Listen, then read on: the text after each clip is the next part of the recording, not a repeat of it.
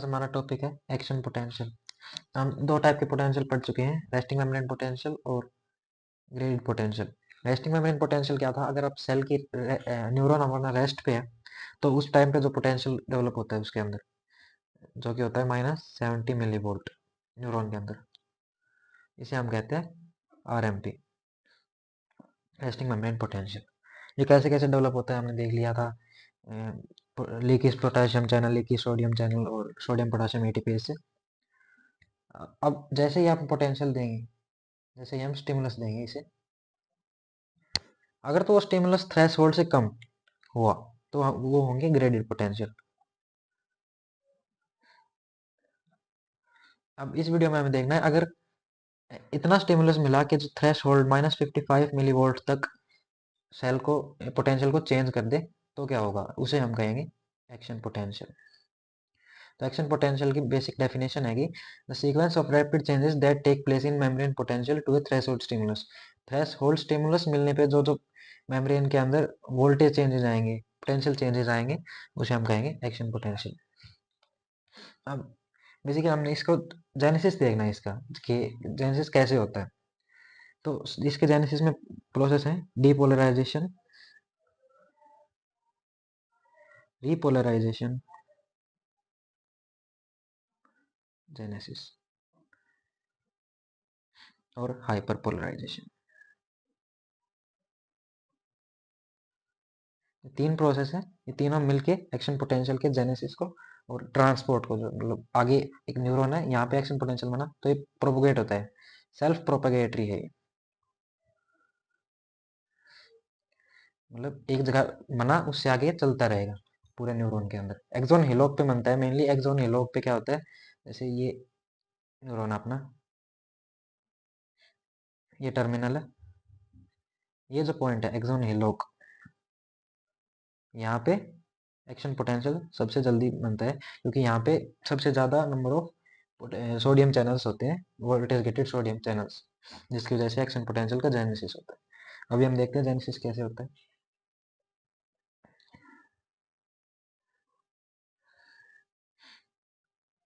Neuron, इसके अंदर ये है वोल्टेज गेटेड सोडियम चैनल्स, ये सारे। ठीक है, अब जैसे ही स्टिमुलस मिला, -70 मिली वोल्ट पे था, RMP पे था, स्टिमुलस मिला, ठीक है, -55 थ्रेश होल्ड पे पहुंचा। ठीक है, ये जो है इसको ग्रेडेड पोटेंशियल कहते हैं, या फिर इसे कहते हैं स्लो डिपोलराइजेशन। डिपोलराइजेशन भी दो है, स्लो और रैपिड। ये स्लो डिपोलराइजेशन है क्योंकि स्लोली डिपोलराइज हो रही है सब। अब जैसे ही -55 पे पहुंचा, यहाँ पे इसको मिला स्टिमुलस और ये गेट हो गया ओपन। जैसे ही ये ओपन हुआ, यहाँ से सोडियम अंदर इन्फ्लक्स किया, बहुत ज़्यादा इन्फ्लक्स किया, इससे बहुत ज़्यादा पॉजिटिव चार्ज अंदर आ गया, और ये -70 मिली वोल्ट से +30 मिली वोल्ट, मतलब बिल्कुल रिवर्सल ऑफ वोल्टेज ही कर दिया। नेगेटिव से +30 मिली वोल्ट पे आ गया सोडियम इन्फ्लक्स की वजह से। ये हुआ रैपिड डिपोलराइजेशन। इसे हम ग्राफिकल वे में देखेंगे तो ये ज़्यादा समझ में आएगा, रैपिड स्लो। अभी ये बस समझ रहेंगे। जैसे ही ये +30 पहुंचा, यहाँ पे तो -70 है अभी भी, क्योंकि इस पॉइंट पे मिला है। सेल्फ प्रोपेगेटर कैसे है, ये अंदर पॉजिटिव चार्ज है, ये यहाँ आ गया, इसने -70 से -55 मिली वोल्ट तक इसे चार्ज किया। जैसे ही -55 इस यहाँ चार्ज हुआ, यहाँ भी सोडियम चैनल खुले, सोडियम चैनल खुले, सोडियम इन्फ्लक्स हुआ, यहाँ भी पॉजिटिव चार्ज बहुत ज़्यादा अंदर आया। ऐसे यहाँ पे मतलब +30 मिली वोल्ट हो गया पूरा ये। और जैसे ही +30 मिली वोल्ट हुआ, यहाँ पे होते हैं calcium voltage gated calcium channels. जैसे ही यहाँ पे +30 मिली वोल्ट हुआ, ये स्टिमुलेट हुआ, या +30 मिली वोल्ट मिलते ही कैल्शियम चैनल्स ओपन हुए और कैल्शियम अंदर इन्फ्लक्स होना स्टार्ट किया। कैल्शियम अंदर इन्फ्लक्स होकर क्या करता है, ये हम सबने पढ़ रखा है, ये न्यूरोट्रांसमीटर वेसिकल है, ये न्यूरोट्रांसमीटर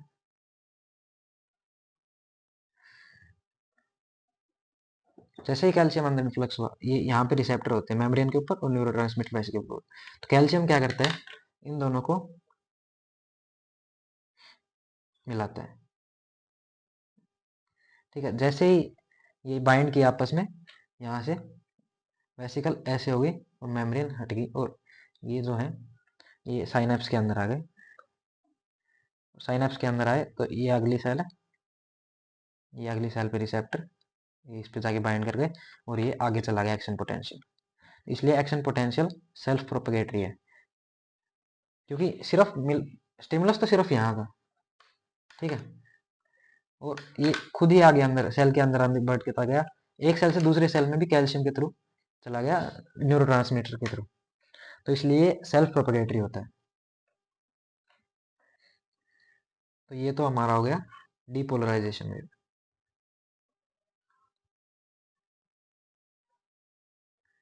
अब अगर हम देखें रीपोलराइजेशन, क्योंकि अब ये सेल सिग्नल भेज दिया, आगे स्टिमुलस भेज दिया, अब इस सेल को नॉर्मल भी तो होना है, वापस रेस्टिंग मेम्ब्रेन पोटेंशियल पे आना है, ताकि अगली बार जब स्टिमुलस मिले तब ये रेडी हो, उसके लिए हो जाती है डीपोलराइजेशन। तो +30 से -70 मिलीवोल्ट जो कि RMP है। इसके बीच में हाइपर पोलराइजेशन भी होती है, वो भी हम देखेंगे। तो ये न्यूरॉन है, ये एक्सोन लो, ये वही अपने वोल्टेज गेटेड सोडियम चैनल, ये कैल्शियम चैनल, न्यूरोट्रांसमीटर, और ये यहाँ पे रिलीज हो रहे थे। ठीक है, अब हम देखते हैं एक नई रिपोलराइजेशन के लिए रिस्पॉन्सिबल कौन है, वोल्टेज गेटेड पोटाशियम चैनल्स। ये कब एक्टिवेट होते हैं, जब इन्हें +30 मिलीवोल्ट का पोटेंशियल मिले। तो जैसे वही देखते हैं हम कि -70 से +55, -55 मिलीवोल्ट मिला इसे, सोडियम अंदर आए, ये -55 से +30 हुआ। जैसे ये +30 मिलीवोल्ट हुआ, इसने इसे स्टिमुलेट किया, वोल्टेज गेटेड पोटाशियम चैनल्स को स्टिमुलेट किया। और पोटाशियम कहाँ कम है, बाहर कम है, सेल के अंदर ज़्यादा होता है। तो according to concentration gradient potassium ने इफ्लक्स किया, इफ्लक्स ई ऑफ पोटाशियम। तो जैसे ही पोटाशियम बाहर गया, पॉजिटिव चार्ज बाहर, तो अंदर बचा नेगेटिव चार्ज। तो ये -90 मिलीवोल्ट तक नेगेटिव हो जाता है, क्योंकि due to efflux of potassium. Same यहाँ भी इसने इसे स्टिमुलेट किया, ये -55 से +30 हुआ, +30 होते ही इसे स्टिमुलेट किया और पोटाशियम बाहर, ये भी -90 मिलीवोल्ट तक गिरा है। ठीक है, अब -90 मिलीवोल्ट तक गिर गया। अब यहाँ थे अपने वोल्टेज गेटेड कैल्शियम चैनल्स। चलो ठीक है, ये मेम्ब्रेन का पोटेंशियल तो हमने वापस -90 या फिर इसे अभी अगले स्टेप में -70 हो जाएगा, पर हमें कैल्शियम का इन्फ्लक्स भी रोकना है, क्योंकि कैल्शियम का इन्फ्लक्स होता रहा तो ये न्यूरोट्रांसमीटर अगले सेल से बाइंड करते रहेंगे और प्रोपगेशन होता रहेगा, जो कि हम नहीं चाहते, रोकना चाहते हैं। तो -90 मिलीवोल्ट जैसे ही हुआ, यहाँ पे क्या था, +30 मिलीवोल्ट डीपोलराइजेशन की वजह से। अब ये -19 डिपोलराइजेशन रिपोलराइजेशन एक साथ ही होता है, मैं अलग अलग समझा रहा हूँ ताकि समझने के लिए आसानी है। -90 यहाँ हुआ, तो यहाँ नेगेटिव चार्ज आया, जैसे ही नेगेटिव चार्ज आया +30 से ये नेगेटिव की साइड जाएगा, जैसे ही नेगेटिव की साइड जाएगा कैल्शियम चैनल ब्लॉक हो जाएंगे और कैल्शियम इन्फ्लक्स नहीं हो पाएगा, जिसकी वजह से न्यूरोट्रांसमीटर वेसिकल से बाइंड नहीं होंगे और साइनेप्स में न्यूरोट्रांसमीटर रिलीज नहीं होंगे। बेसिक है बिल्कुल। अब हम देखते हैं डिपोलराइजेशन और रिपोलराइजेशन अलग अलग नहीं होते। जैसे ये न्यूरॉन है, ठीक है, ये सारे चैनल है,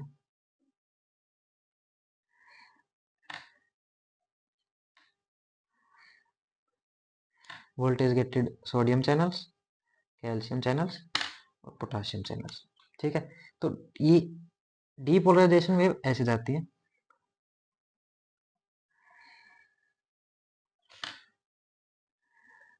इसके साथ साथ ही इसके पीछे पीछे जस्ट रिपोलराइजेशन वेव,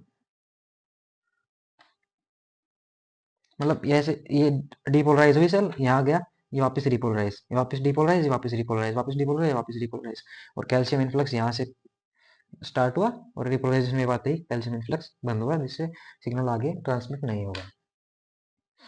और +30 मिलीवोल्ट पे सोडियम चैनल्स भी क्लोज हो जाते हैं, जिसकी वजह से भी फर्दर नेगेटिव चार्ज अंदर आना बंद हो जाता है और ये कैल्शियम चैनल पोटाशियम चैनल खुल जाते हैं, तो पूरी सेल रिपोलराइज हो जाती है।